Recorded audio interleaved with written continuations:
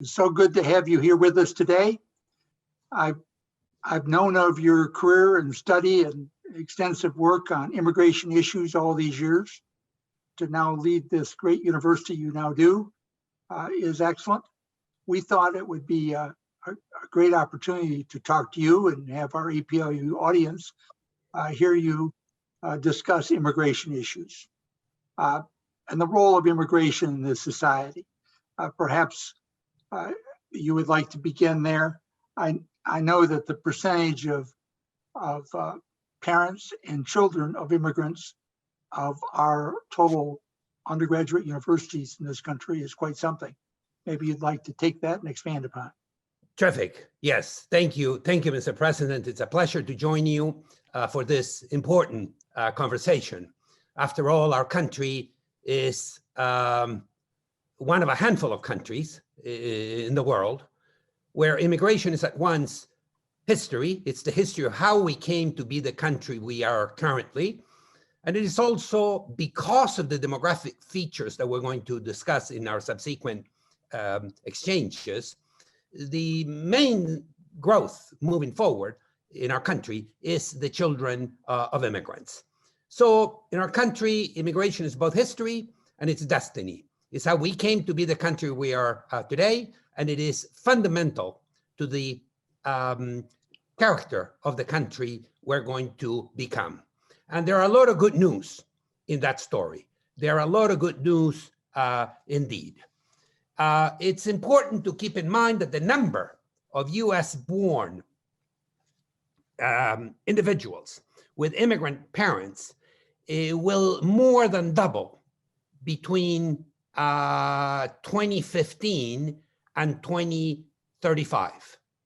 In fact, the largest study of its kind by the Migration Policy Institute shows how much the children of immigrants are now the fastest growing sector of the US college population, accounting today nationwide for 28% of all college students in the United States.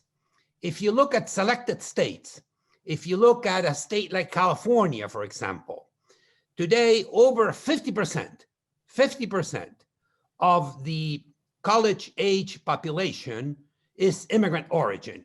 That is a category of the US Bureau of the Census, meaning these are the foreign-born individuals that migrate to our country and the children of those immigrants born in the United States. So the immigrant origin population is really the immigrants and the US-born children of immigrants, 50% in the state of California. Here in the Commonwealth of Massachusetts, 34% of our students now are immigrant origin. In New York, 39% of all college students are immigrant origin. This, in fact, Mr. President, is the future, because the cohort of children under 18 today, over 17 million today of children under 18 in our country are the children of immigrants. So what we see is a demographic dynamic where you have a demographic formation in the here and now, and you have an echo that immigration is generating. And the echo is, will live with the children of immigrants and their offspring. So for us, it's a story of how we became the United States. After all, other than our native brothers and sisters, everybody came to our shores, either involuntarily, in the case of our African-American brothers and sisters, or as voluntary immigrants in the great waves of immigration from Europe, from Asia, from the Caribbean basin, and now much more global with Asian Americans, Latinx Americans, Caribbean Americans, also the African origin population growing significantly. If you take the data on our Black students enrolled in our colleges. Today, approximately a quarter of all Blacks enrolled in our colleges are immigrant origin. So this is the story of our country. And the data suggests a lot of good issues, a lot of good, interesting, important formations for us.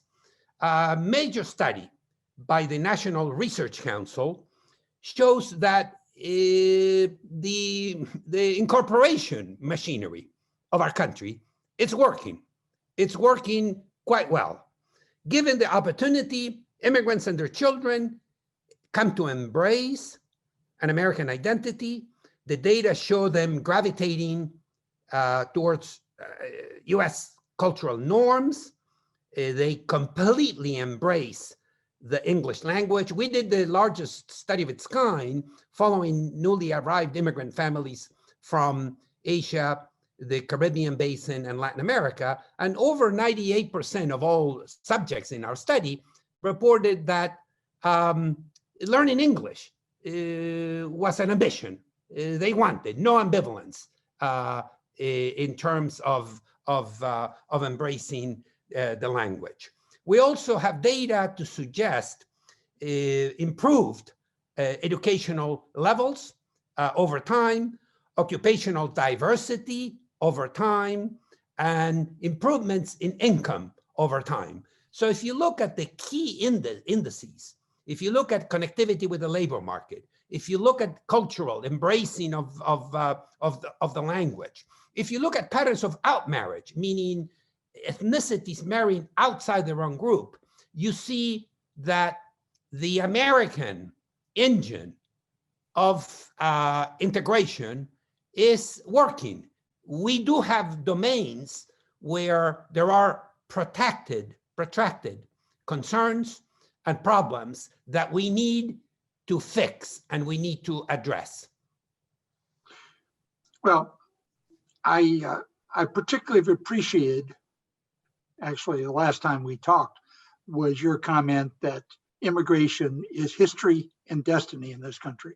It seems like that captures a good deal of what you've been saying.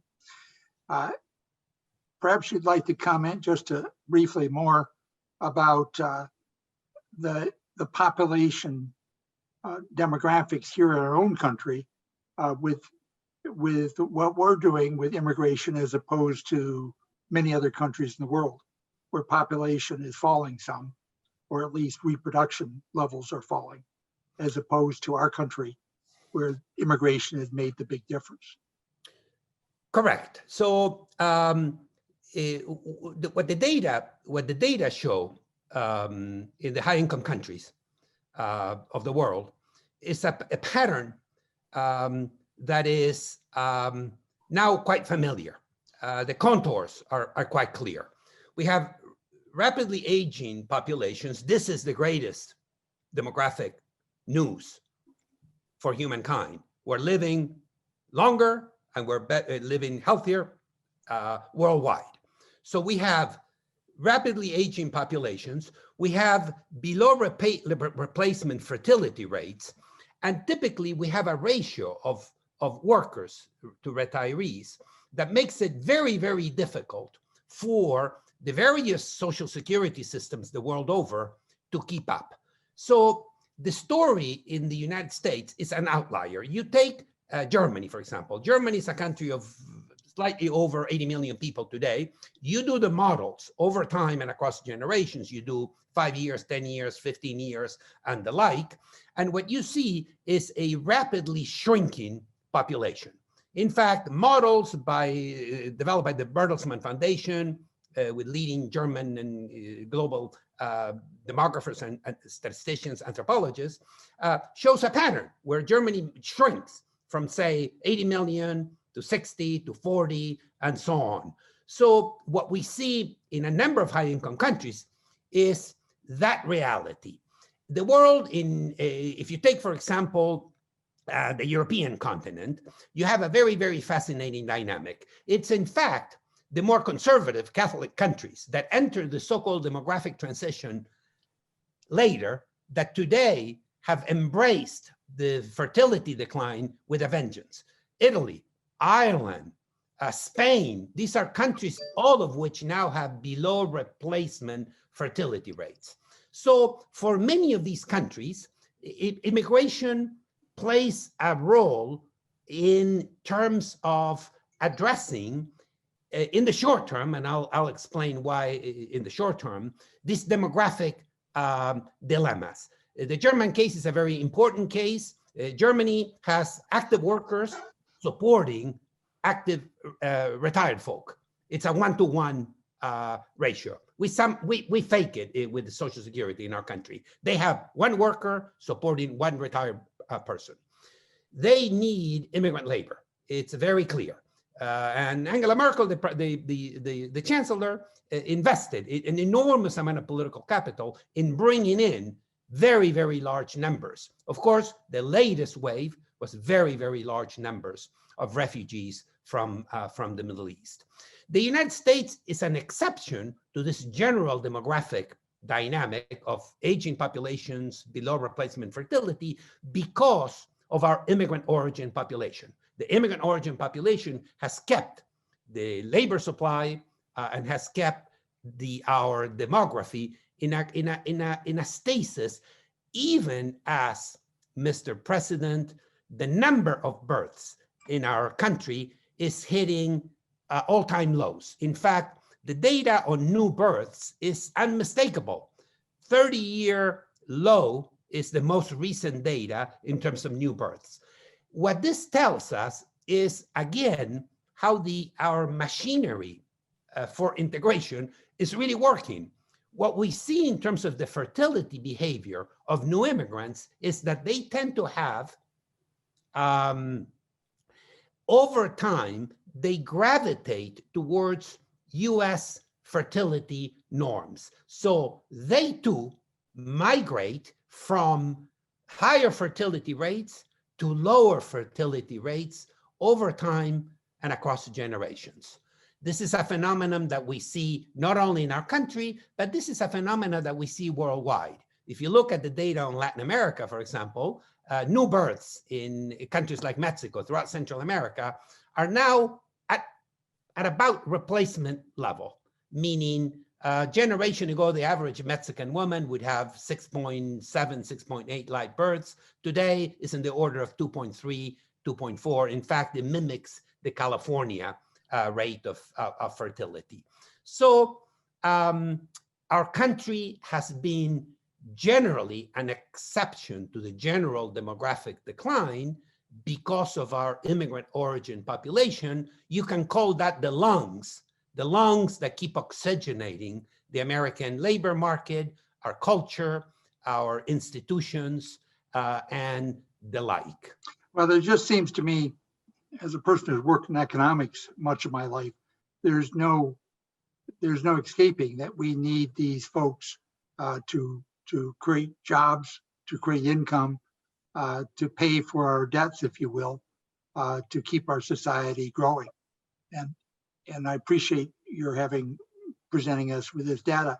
Now, the arguments that you make in terms of the contributions that the immigrants make, their integration in society over a relatively short period of time, are all factual, and people that study this at all can see these facts. But yet, we and other societies have trouble sometimes adjusting. This isn't the first time we've had a big immigration increase. When you go back turn of the century or period after the Civil War, huge immigration increases, and there was lots of trouble or controversy surrounding that. Yet it was an engine. It was our destiny. Now, but how do we help society deal with this, and what role do universities have in all this? Thank you, Peter. First, I think we need to lower the temperature. As a country, we've seen this, and we've managed it very, very successfully. Here is a general law in the field of immigration. We love immigrants looking backwards. In the here and now, they always generate pushback, anxiety, often really catastrophic fears. This is true today. This was true 150 years ago, when very large numbers of Irish, very large numbers of Italians, very large numbers of Eastern Europeans were coming into our cities in very significant numbers, here in Boston, in New York Harbor, in Chicago, throughout our country. That wave of migration generated in the there and then huge anxieties. There were enormous concerns, and the concerns gravitated around a set of issues that are very, very much what we're seeing today. First, the immigrants are never going to learn the language. They will never adapt to our cultural norms. It was Benjamin Franklin, who not far from where I'm standing here in Boston Harbor, once said, "We can't take German-speaking immigrants. They will Germanize us. We are not going to Anglicize them." And of course, we know how deeply, deeply wrong he was. In fact, when it comes to languages, our country, as one of my colleagues, when I was a professor at Harvard, put it, our country is a cemetery for languages. The Germans brought German, the Italians brought Italian, the Japanese brought Japanese, and all of those languages, Peter, died on our soil. A German-American kid can say good morning or have breakfast in German with his German grandmother. Likewise with Italians. So what we have seen over the years is, in the here and now, enormous anxiety. They're not going to adapt. They're going to be crime. I mean, the whole matter of immigration and crime took center stage, not 4 years ago in our previous presidential election, when one of the candidates made the very unfortunate comments about immigrants being rapists and killers. It was really over 150 years ago, when the Italians were arriving, when the Irish were arriving, fears over crime, fears over their inability to adjust to what was seen as the hegemonic center of American culture in terms of language, in terms of mores, in terms of values and virtues. What in fact happened is all of these groups came to integrate in profound and they integrated, but they also impacted, did they not? Yeah, exactly. We're a different country because of those Irish, German, Italian, Eastern European countries and their culture. I wonder how much pizza was eaten in 1900 in this country, for example. All true, all true. This is why I like the word integration as opposed to assimilation or acculturation, which I see as more amorphous and more difficult to wrap my head around. But you're absolutely right. The idea of integration is a two-way street. In fact, our country is a very different country today. Yeah, it's not just food, it's all kinds of things. Of course. I mean, from the language, right? We say, we use the word, we use in the English language, words from kaput to so-and-so is a Michigan, to so-and-so is a mensch, to Italian, to French. It's embedded. Yeah. Part of the genius of the English language is its ability to really incorporate. And today, we eat better, we dance better, we dress better because of the last 100 years. Now you've played an intellectual leadership role at UCLA with your institute and so much other work, and now you're head of this great University of Massachusetts, Boston. What's the role of universities in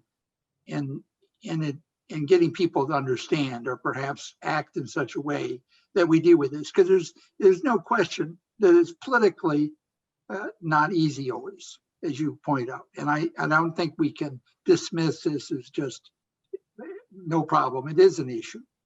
Yeah, that is a society we have to grapple with. despite the arguments that you're making here today, which I personally believe, as you know, are extremely sound? I think first and foremost, Peter, is reflect upon the universities have an obligation to pursue truth, logic, facts, data. We also have an obligation to tell the story. We have an obligation to be narrators of the story of our times. And the story of our times is a story of a lot of an enormous amount of undertow because of inequality, because of racism, because of the pandemic, because of so many issues that it's today foremost in our mind. It is also a moment pregnant with enormous opportunity. We need to study, and we need to celebrate, and we need to point out the transformational impact immigrants have had in higher education. Think about the first quadruple bypass, the first bypass operation. First bypass operation in our country was done at the Cleveland Clinic by an immigrant from Latin America. Think about the first computer that we ever had. The first computer was developed by an immigrant from Hungary in New Jersey, in Princeton, John Boy Neumann. Imagine, think about all the instruments. The instrument we're in now, this vehicle called Zoom, started by an immigrant origin individual. So immigrants have brought enormous capital into the American economy. There have been moments where we acknowledge and we celebrate. We also need to understand, Peter, what's not working. What's not working is very clear. There are features of our immigration system that are broken. We have the largest number of unauthorized immigrants in the world, and that is an elephant in the room. We have millions of young people growing up in the shadows, in limbo, because they were brought into the country, obviously through no agency or consciousness of their own, and they grew up thinking, going to Little League, playing baseball, going to church, going to our schools, without knowing that they aren't really authorized immigrants. So there are issues that we need to address. We have a broken immigration system. It needs to be fixed. It was a Republican president who had the political bandwidth to bring together the stakeholders and pass comprehensive immigration reform. It was a California politician, Ronald Reagan, who got the deal done. Well, as you may remember, I spent 8 years working for Ronald Reagan. And I remember so well, and President Reagan understood this, actually. That was a time when Tip O'Neill and Ronald Reagan sat down and they made deals. Yes, they did. Yes, they did. There's, well, we have a great opportunity now to take care of some of these things, and I know we'll all work for it. It was good to see the federal judge the other day essentially reinstate DACA. Yesterday, I think it was. So this is a lot to do. Mr. Chancellor, I'm so pleased that you are such a wonderful spokesman for these issues, and I think all of our universities, it is absolutely true. We need the facts. We need to reduce the fears and see the opportunities.